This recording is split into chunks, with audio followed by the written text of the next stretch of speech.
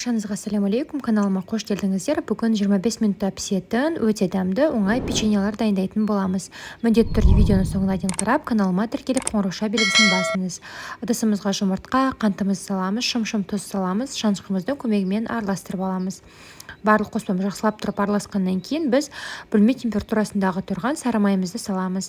Одан кейін үстіне қаймағымызды саламыз, жақсылап барлығын қайтадан араластырамыз. Бұл печеньені дайындауға ешқандай да миксер қолданып қажет емес, барлығын шанышқының көмегімен жасай беруге болады. Міне бізде барлығы жақсылап толықтай араласты. Енді шетке қойып қоямыз. Басқа ыдысымызға алдын ала електен ұнымызды өткізіп аламыз. Үстіне 1 шай қасық қопсытқыш, яғни разрыхителімізді салып араластырып аламыз. Құрғақ қоспамыз дайын болды. Енді құрғақ қоспаны 2 бөлікке бөле отырып, осылайынан салып жұмсақ қамыр илейміз. Бірінші бөлігін салдым. Жұмсақ қамыр илей бастаймыз. Одан кейін қалған екінші бөлігін салып, қамырымызды илеп алатын боламыз. Бізде қамырымыз өте жұмсақ болып шығуы керек, және де сәл қолға жабыспақ болады. Міне біздің қамырымыз дайын болды. Қараңыздар, жұп-жұмсақ болып шыққан. Қазір енді бетін жауып, кем дегенде 10 минутқа қойып қоямыз.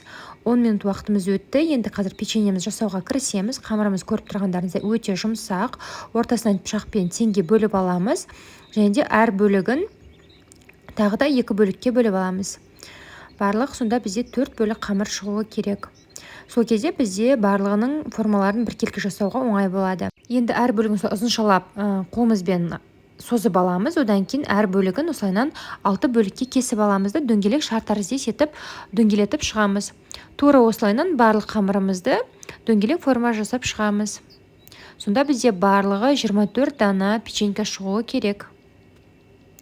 Міне біздің қамырларымыздың барлығы дайын болды. Енді қазір кеуіп қалмас үшін бетін жауып қоямыз сүлгімізбен, және де шетінен бір-бірден ала отырып печеньемізді жасайтын боламыз. Оқтауымыздың көмегімен жіңішке қылдырып, жұқа қылдырып, яғни қамырымыз жайып аламыз. Пышақтың көмегімен міне осылайынан кесіп аласыздар, жарты бөлігін ғана. Жарты бөлігін кеспейміз. Енді салмамызды салатын боламыз. Мен салмамызға вареный сгущенка қолданып жатырмын. Оның орнына сүзбе немесе жаңғақты да қолдануға болады. Өзіңізге ұнаған кез келген салманы қолдансаңыз болады. Шетін барлығын осылай басамыз. Енді ақырындап осылайынан дөңгелек етіп орап шығамыз. Ораймыз барлығын.